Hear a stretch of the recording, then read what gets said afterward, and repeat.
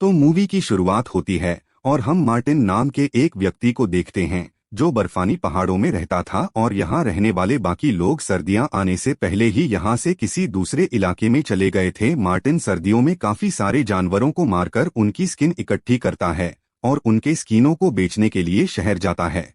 क्योंकि स्कीन बेचकर ही मार्टिन का घर चलता था तो मार्टिन शहर में जाकर एक बार हुनर को वो सारी स्कीन बेच देता है और वह बाहर ओनर मार्टिन का अच्छा दोस्त होता है तो वो मार्टिन को सुझाव देता है कि तुम अपनी तन्हाई दूर करने के लिए किसी लड़की से शादी क्यों नहीं कर लेते।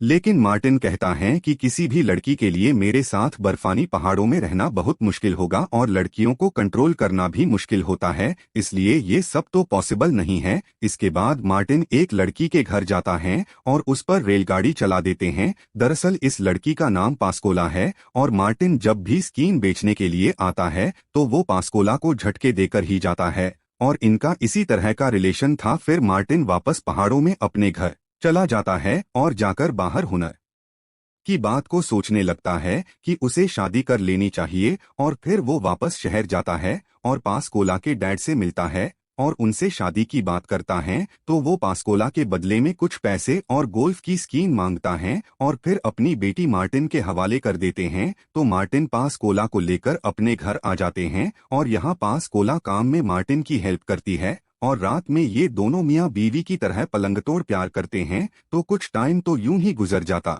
है और फिर पास्कोला एक दिन मार्टिन को बताती है कि वो प्रेग्नेंट हो चुकी है।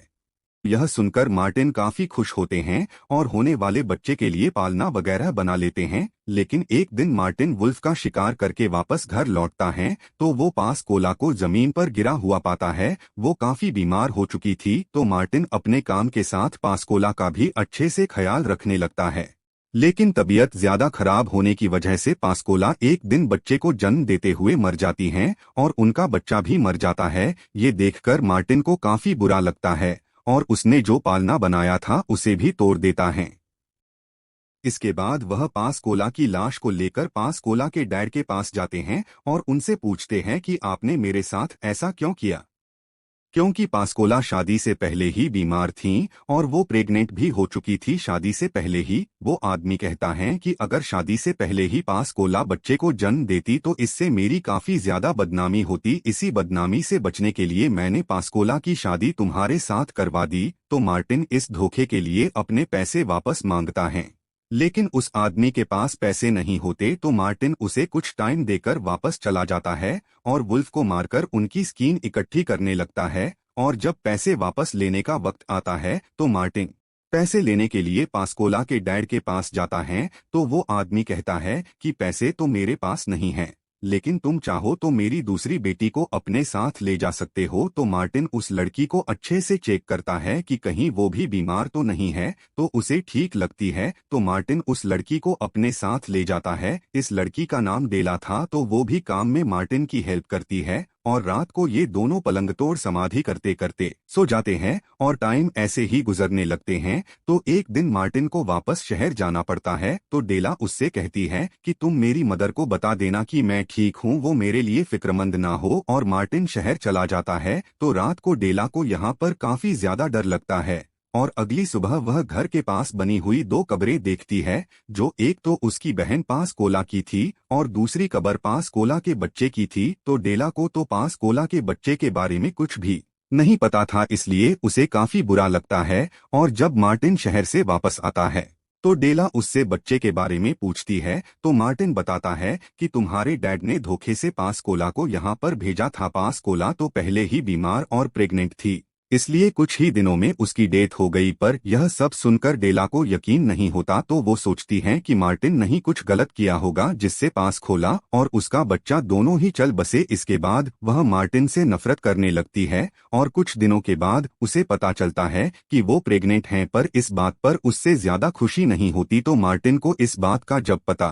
चलता तो बच्चे के लिए फिर से पालना बनाता है, पर डेला मार्टिन के साथ रहना नहीं चाहती थी, इसलिए बहुत जहरीले पौधे की पत्तियां चाय में मिलाकर मार्ट उसको पिलाने लगती है, जिसकी वजह से धीरे धीरे मार्टिन भी वीक हो जाता है। तो एक दिन जब वो शिकार करने जाता है तो डेला भी मौका देखकर यहाँ से भागने की कोशिश करती है, लेकिन मार्टिन ने हर जगह गोल्फ के लिए ट्रैप लगा रखा था और डेला का पैर भी उनमें फंस जाता है। तो जब शाम को मार्टिन वापस आता है तो उसे डेला नहीं मिलती, तो वो उसे ढूंढने लगते हैं। तो एक जगह वो उसे बेहोश मिलती है।